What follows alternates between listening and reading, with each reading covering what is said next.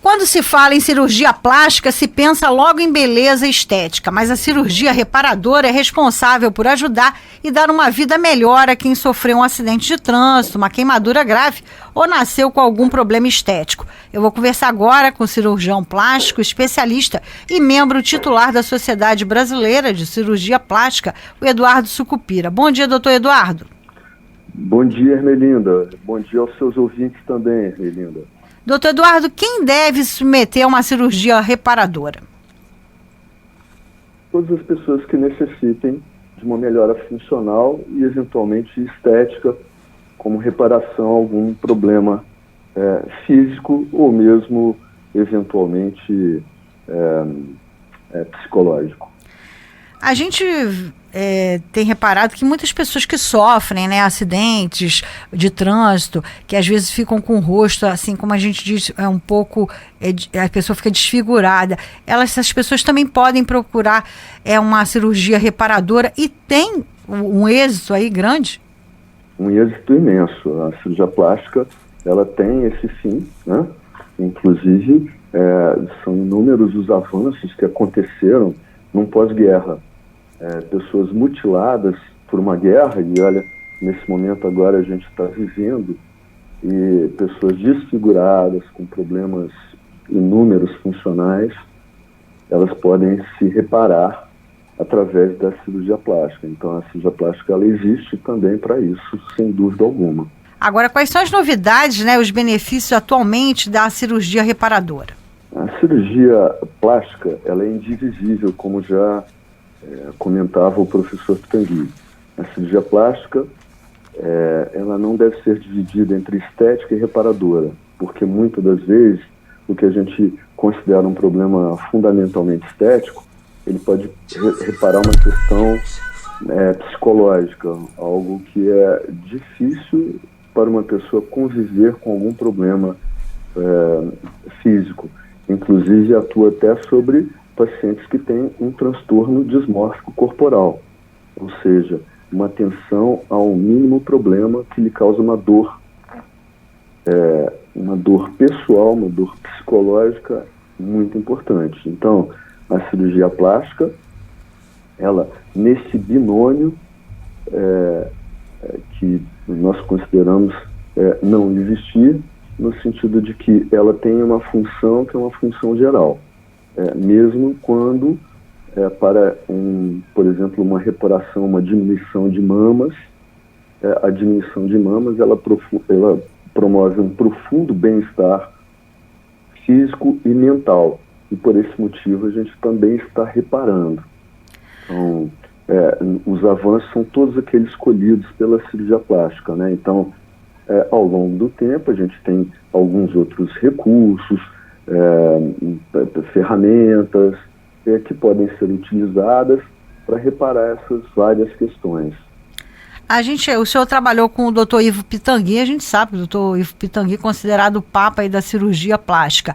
A gente lembra, na época do piloto de Fórmula 1, Niki Lauda, né, que ele passou por várias cirurgias e também, né, essas cirurgias foram feitas pelo Dr. Ivo Pitangui. Ele ficou, né, com graves queimaduras no rosto, né, depois daquele acidente automobilístico. Se ele tivesse sofrido acidente agora, em 2022, ele teria um resultado melhor? Eu creio que o Niki Lauda, ele teve o melhor tratamento que ele poderia ter recebido no mundo, né? E eu considero assim, eventualmente, existem alguns recursos para melhorar a qualidade de cicatriz, etc. e tal, mas assim, naquele momento já eram conhecidos os fundamentos da mobilização de retalhos, de tecidos, para poder reparar muitas dessas áreas queimadas. Então são utilizadas zetaplastias, W-plastias, expansão tecidual, né?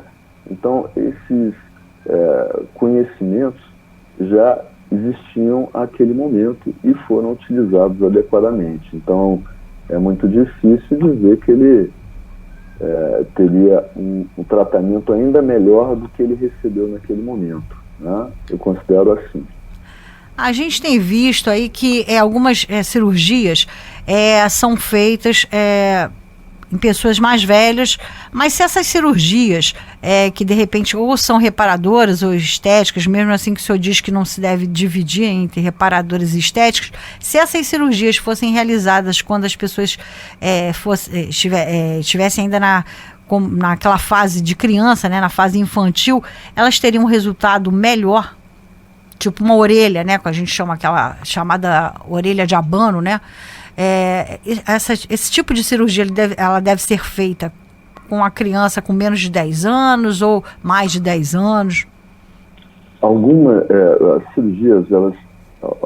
dessas cirurgias é necessário que nós aguardemos o momento do crescimento completo daquela estrutura para que você possa ter um bom resultado estético.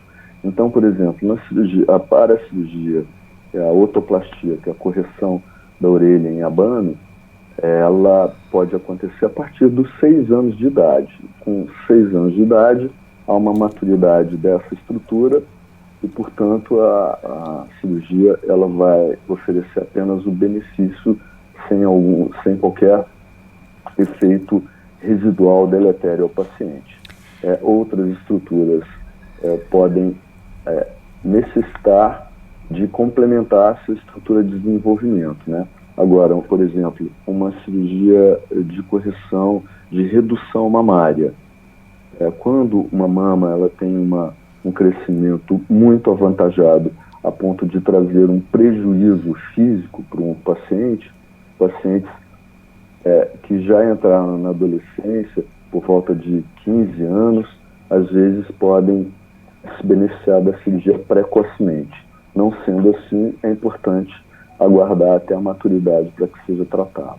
A cirurgia de nariz também, quando a pessoa diz assim, eu tenho um nariz, aquele chamado nariz de bruxa, a pessoa pode fazer também quando tem que esperar o crescimento ou a adolescência para poder fazer essa cirurgia? Sim, é necessário aguardar, sim, esse momento. Então, somente a partir dos 16 anos de idade que é razoável realizar a rinoplastia para a correção de uma deformidade dessa magnitude. O senhor está com um projeto aí de cirurgia reparadora em Resende. Queria que o senhor contasse um pouquinho sobre esse projeto. Na verdade, esse não é um projeto meu, mas eu participo, eu sou um colaborador desse projeto de uma colega que se chama Patrícia Zucker. Ela encabeçou essa ação e a gente vê com muita simpatia, e o que me cabe é colaborar e, portanto, uma vez ao mês nós realizamos essas cirurgias de reparação.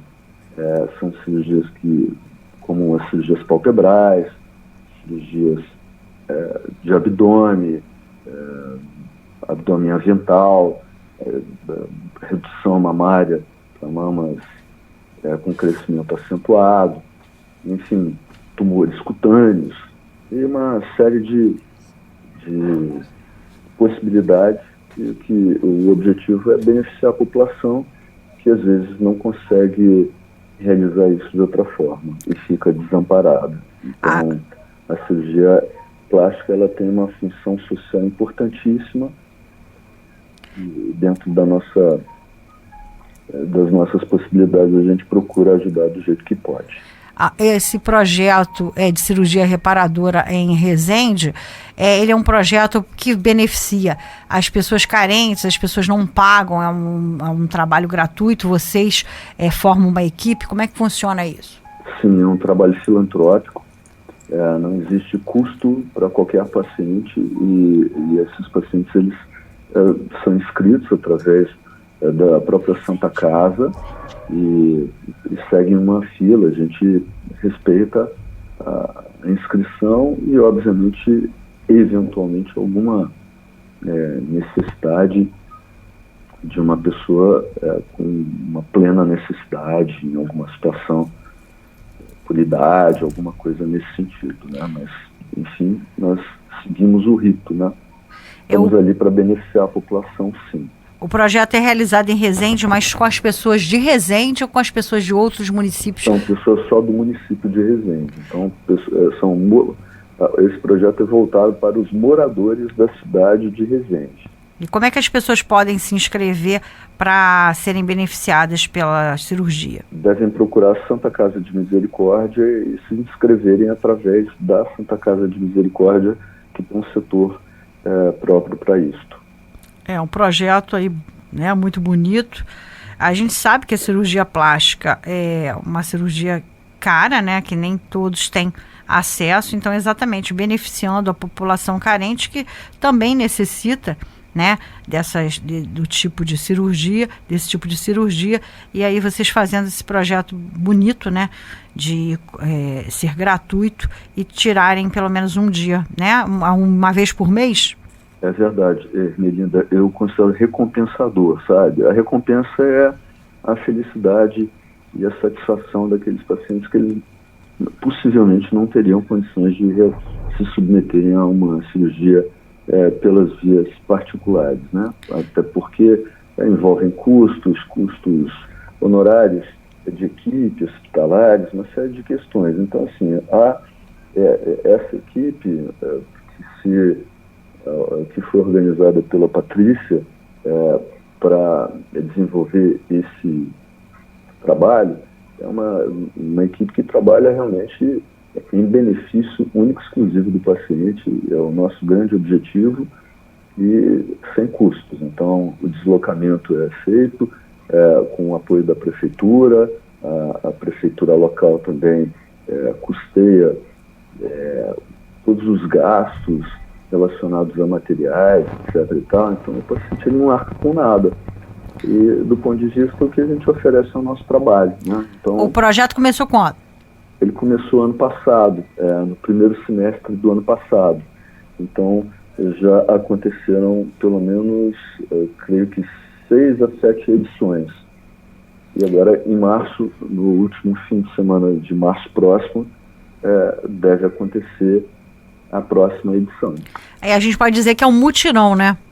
É um mutirão, porque ele envolve vários profissionais, né? Desde cirurgiões plásticos, anestesistas, auxiliares, técnicos, instrumentadores.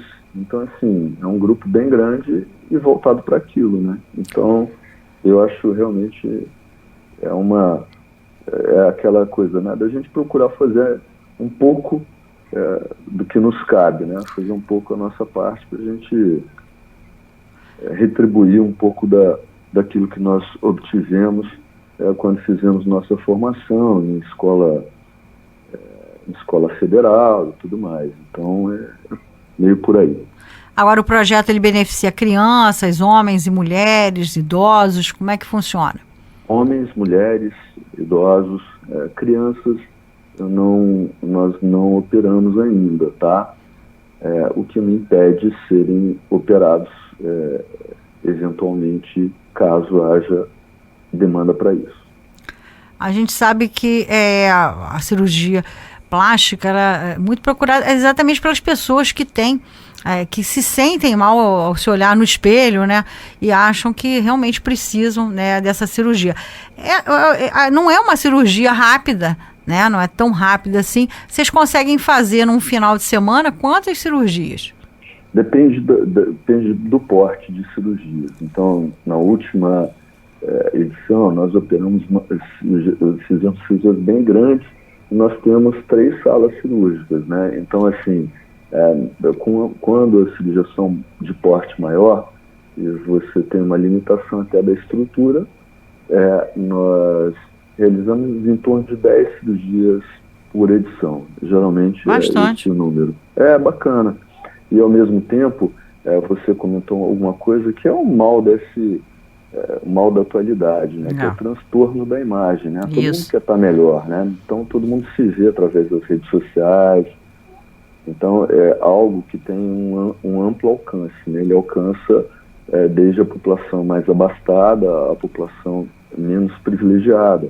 E isso não impede da gente desejar estar melhor. Então, assim, a função social que a cirurgia plástica pode que ela promove é de um alcance tremendo, né? Então, é bem recompensador e eu acho que muito importante para a população o envolvimento de profissionais e, sobretudo, quando também há uma visão também por parte do poder público de também apoiar ações como essa, né? Então, muitas das vezes eu tenho certeza que muitos outros colegas gostariam de desenvolver projetos semelhantes em outros lugares do país. Outros municípios também aqui do estado e também de outros municípios de outros estados, claro, né? Mas às vezes não realizam também por falta de suporte, né? Então, de fato, o suporte lá do município foi sensacional, né? Então, a gente não tem nada que foi demandado deixou de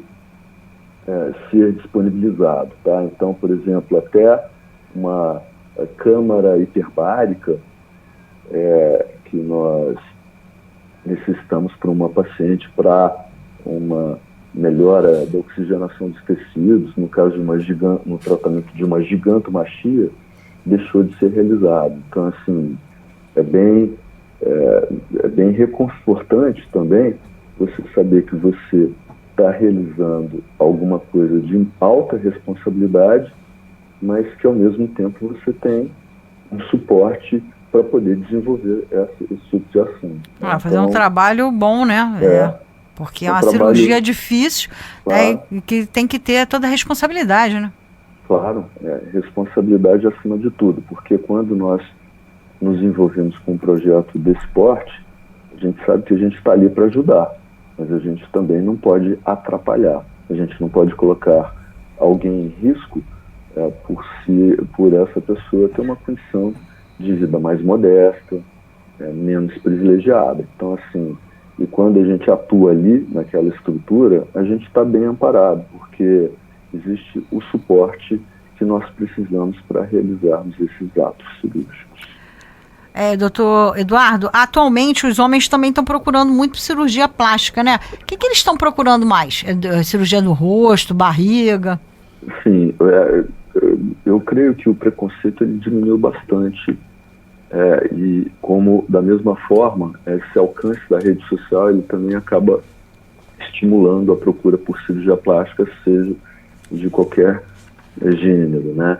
E no caso dos homens, procuram muito o tratamento das adiposidades localizadas, o tratamento do abdômen, sim, o tratamento das pálpebras, o tratamento do nariz e também do rosto. Então, são algumas das cirurgias mais procuradas, além também da ginecomastia, que é o desenvolvimento anormal da glândula mamária no homem.